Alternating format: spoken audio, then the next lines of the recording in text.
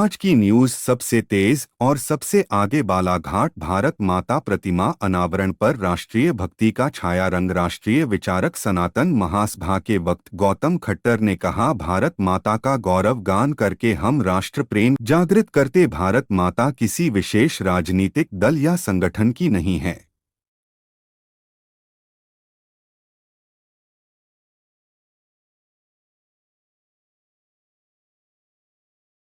का प्रतीक है और प्रतीक स्वरूप वो यहाँ पर बैठी है। आज राष्ट्रीय स्वयंसेवक संघ का हम शताब्दी वर्ष मना रहे हैं। शताब्दी वर्ष मनाने का तात्पर्य यह है कि जो पंच निष्ठाएं हैं उन्हें हम आत्मसात करें, अपने जीवन में उतारें। ऐसी बातें कि एक व्यक्ति के निर्माण से राष्ट्र का निर्माण कैसे है कि सामाजिक भेदभाव मिटा के सब एक रूप होके रहे। यूं तो हमारा अपना देश अनेकता में एकता का प्रतीक है। यहाँ पर जातिगत भेदभाव को मिटा के कोई रूप रंग का भेदभाव ना रहे, कोई धर्म का भेदभाव ना रहे, कोई बोलचाल का भेदभाव ना रहे, किसी वर्ग आयु का भेदभाव ना रहे, शिक्षा का भेदभाव ना रहे, सब एक होके रहे। हम किसी जाति या आयु या वर्ग विशेष की नहीं है। तो ये शिक्षा हमें अपने राष्ट्रीय स्वयंसेवक संघ की पंच निष्ठा में से एक निष्ठा से मिलती है। दूसरी है कुटुंब प्रबंधन। कुटुंब प्रबंधन का अर्थ है कि हमें परिवार में कैसे रहना है। क्या सिर्फ जीने के लिए परिवार बनाया गया है कि हम आए अपने परिवार वालों से मिल, अपने परिवार में रह के अपने परिवारजनों करें, जो हमें चूंकि एक परिवार से शिक्षा ले सकते हैं, परिवार के साथ ज्यादा से ज्यादा समय देके हम स्वयं भी सीखें और अपने बच्चों को भी बड़े बुजुर्गों से जोड़ के रखें। कुटुंब से अलग होके व्यक्ति का जीवन पशु के समान हो जाता है। जैसे एक समाज से अलग हुआ व्यक्ति, वैसे ही कुटुंब से अलग हुआ व्यक्ति अंदर उतारे। ये हमें दूसरी निष्ठा सिखाती है। पर्यावरण संरक्षण सिर्फ ये नहीं है कि हमने पेड़ पौधे लगा लिए और प्रकृति में वो सारी बातें आती हैं जो हमें हमारे जीवन ध्यान रखना, जल का हम संरक्षण कैसे करें। इसके अलावा योग को अपने स्वास्थ्य पर, हमारे जीवन पर पड़ता है से होती है। मैं चाहती हूँ कि आप सब भी योग से जुड़े और पंचनिष्ठा हमारे देश के यशस्वी प्रधानमंत्री जी का मूल मंत्र है। तो माता कैसे बनाए, उसे हरा भरा रखने के लिए चाहिए और हर दिन नहीं लगा सकते तो कम से कम हमारे जीवन में जो स्पेशल ओकेजन, जो खास अवसर होते हैं, उन अवसरों पर। और एक महिला को ही ये सौभाग्य प्राप्त है, दो माताओं का सुख मिलता है। माँ हो जब वो शादी होके की कृपा से मुझ पर भी दोनों माताओं की कृपा बरस रही है। मेरी दोनों माताएं यहाँ विराजमान हैं और इसके अलावा हमारी मातृ संस्था के प्रमुख, जिसे हम माँ कहते हैं, ऐसी हमारी मातृ संस्था के प्रमुख आदरणीय वैभव भाई साहब भी यहाँ विराजमान हैं। हमारे संगठन जिसे हम माँ के रूप में जिसकी पूजा करते हैं, ऐसे हमारे संगठन के प्रमुख आदरणीय हमारे जिला अध्यक्ष जी, पूर्व जिला अध्यक्ष जी भी यहाँ विराजमान है, जिनका हमें मार्गदर्शन मिलता है। और संकल्पित होके जाए कि अगर किसी माता की गोद हमें मिले, संवारेंगे, धन्य बनाएंगे और उन सभी आदर्शों पर चलेंगे जो भारत माता हम सबको सिखाती है। मैं मंच के माध्यम से भूल गई थी, इस प्रतिमा के निर्माण में हमारे आदरणीय सीएमओ है, हालांकि उनका कहा मैं पुनः सभी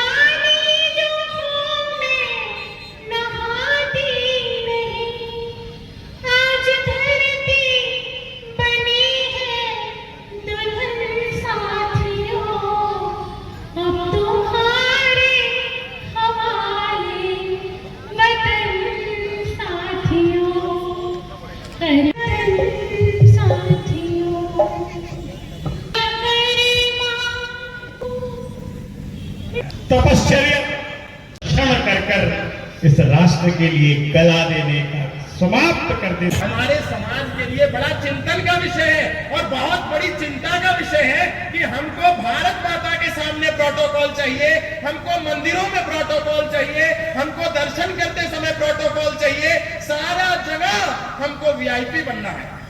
और हिंदुओं की पतन का सबसे बड़ा कारण यह है कि हिंदू को हर स्थान पर प्रोटोकॉल चाहिए, मुसलमान के सफल होने का कारण है कि उसको कहीं भी प्रोटोकॉल नहीं चाहिए।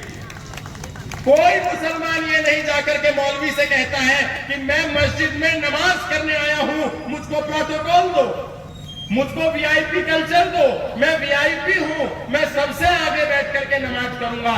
ऐसा दुनिया में कोई मुसलमान नहीं कहता। लेकिन यदि कोई हिंदू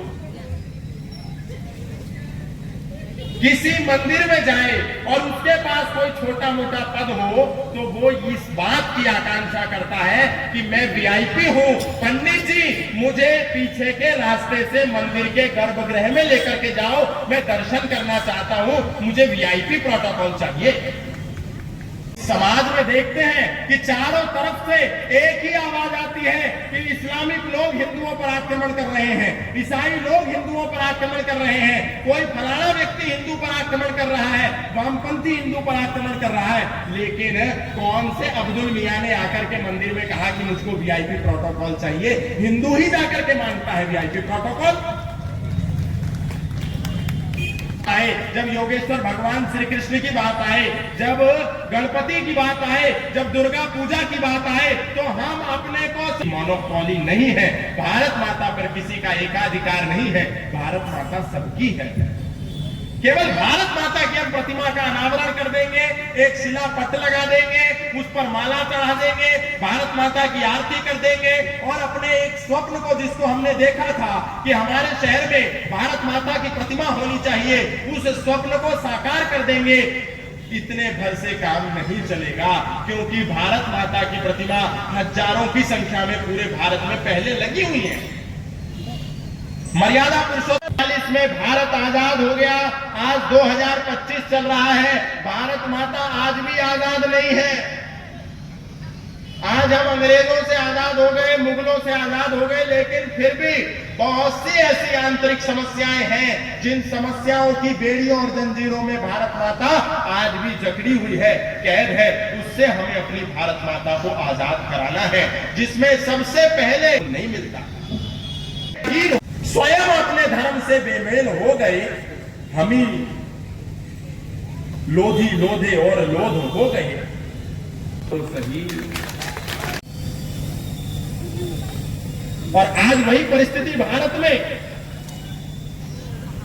भारत माता चारों भी समझाने वाला नहीं है। आज तो हम आजाद हैं, चारों तरफ सनातन धर्मियों की सत्ता है, लेकिन आप देखो दशहरे के दिन तमिलनाडु के अंदर मर्यादा पुरुषोत्तम श्री राम का पुतला लगा करके कुछ लोग जला देते हैं। आजाद भारत में राम के पुतले को जला दिया जाता है और हिंदू की चेतना का स्तर देखिए, हिंदू सोता रहता है, सुषुप्त अवस्था में पड़ा रहता है। राम का देश है, कृष्ण का देश है, श्री राम का पुतला जला देते हैं। क्या ये भारत माता की अस्मिता के साथ खिलवाड़ नहीं है? क्योंकि मर्यादा पुरुषोत्तम श्री राम भी भारत की मां के लिए कहते हैं, माता भूमि पुत्रो अहम पृथ्व्याम, ये भूमि मेरी माता है और मैं इसका पुत्र हूं।